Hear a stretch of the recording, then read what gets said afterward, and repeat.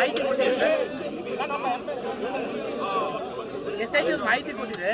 Treasury ಎಂದರೆ government treasury ಎಂದರೆ ಒಟ್ಟು 180 ಕೋಟಿ ಟ್ರಾನ್ಸಾಕ್ಷನ್ ನಡೆದಿದೆ ವಾಲ್ಮೀಕಿ ಹಗರಣದಲ್ಲಿ. ಟ್ರೆಜರಿಯಿಂದಲೇ ಅಫಿಷಿಯಲ್ ಆಗಿ ಟ್ರೆಜರಿಯಿಂದ ಹಂಗೆ ಆಗಕ್ಕೆ ಸಾಧ್ಯ ಆಗಲ್ಲ.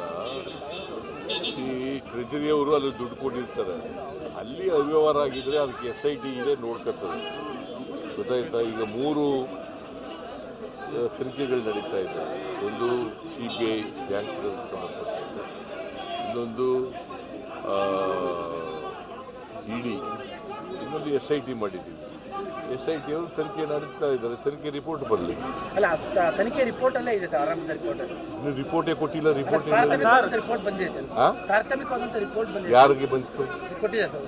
ಎಲ್ಲಪ್ಪ ಅದು ಸರಿ, ನನಗೆ ಬಂದಿಲ್ಲ. ಇಲ್ಲ, ಬಂದಿದೆ ಸರ್. ನನಗೆ ಬಂದಿಲ್ಲ. ನಡೆಯ ಸರ್ ಆರ್ಥಿಕ ಇಲಾಖೆ ಮಂತ್ರಿ ಆಗಿರ್ತಕ್ಕಂಥ ತಾವು ರಾಜೀನಾಮೆ ಕೊಟ್ಟು ತನಿಖೆ ನಡೆಸಬೇಕು ಅನ್ನೋದು ಜಿಡಿದೇಗೌಡರ ಒತ್ತಾಯ. ಯಾರು? ಜಿಡಿದೇಗೌಡರು ಹೇಳೋದು. ಜಿಡಿದೇಗೌಡ ಏನು? ಆರ್ಥಿಕ ಇಲಾಖೆ ಮಂತ್ರಿಯೂ ಕೂಡ ನೀವೇ ಆಗಿದ್ದೀರಿ. ನೈತಿಕ ಹೊಣೆನ ಹೊತ್ತು ಹಾಗಾದ್ರೆ ಬ್ಯಾಂಕ್ನಲ್ಲಿ ಆಗೋದಲ್ಲ. ಅದಕ್ಕೆ ನಿರ್ಮಲಾ ಸೀತಾರಾಮನ್ ರಾಜೀನಾಮೆ ಕೊಡಬೇಕಲ್ಲ. ಬ್ಯಾಂಕ್ನಲ್ಲಿ ಆದದಕ್ಕೆಲ್ಲ ನಿರ್ಮಲಾ ಸೀತಾರಾಮನ್ ಕೊಡಬೇಕಲ್ಲ. ಪ್ರೈಮ್ ಮಿನಿಸ್ಟರ್ ಕೊಡಬೇಕಲ್ಲ ರಾಜೀನಾಮೆನ. ಯಾವ್ಯಾವುದು ಸಂಬಂಧಪಟ್ಟಿರ್ತದೆ ಅದಕ್ಕೆಲ್ಲ ಪ್ರೈಮ್ ಮಿನಿಸ್ಟ್ರು, ಹಣಕಾಸಿನ ಮಂತ್ರಿಗಳು ಎಲ್ಲ ರಾಜೀನಾಮೆ ಕೊಡಬೇಕಲ್ಲ. ಕೊಡ್ತಾರ? ತನಿಖೆ ನಡೀತಾ ಇದೆ. ಇನ್ನೂ ವರದಿ ಬಂದಿಲ್ಲ. ಪ್ರಿಲಿಮಿನರಿ ವರದಿನೂ ಬಂದಿಲ್ಲ, ಫೈನಲ್ ವರದಿನೂ ಬಂದಿಲ್ಲ. ಚಾರ್ಜ್ ಶೀಟ್ ಹಾಕಿದ ಮೇಲೆ ಅಲ್ಲ ವರದಿ ಬರೋದು. ಹಣ ವರ್ಗಾವಣೆ ಆಗೋದು ಆರ್ಥಿಕ ಇಲಾಖೆ ಗಮನಕ್ಕೆ ಬರಲಿಲ್ವಾ ಸರ್?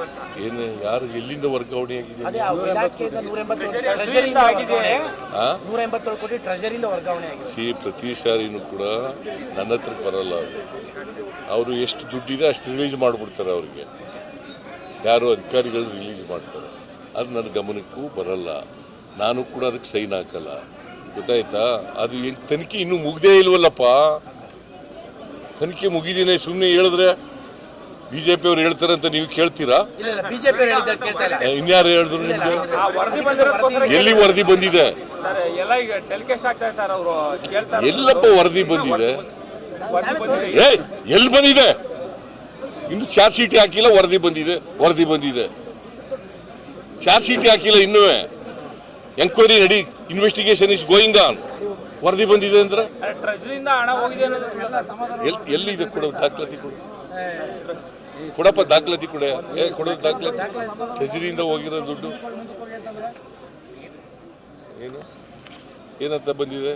ಇದೇನು ಆದೇಶನ? ಯಾರು ಆದೇಶ ಮಾಡಿರೋರು? SIT ಅವ್ರು ಕೊಟ್ಟದಕ್ಕೆಲ್ಲ ನೀವು ಮಾಡ್ತೀರಿ. ಇನ್ನೂ ರಿಪೋರ್ಟ್ ಬಂದಿಲ್ಲ.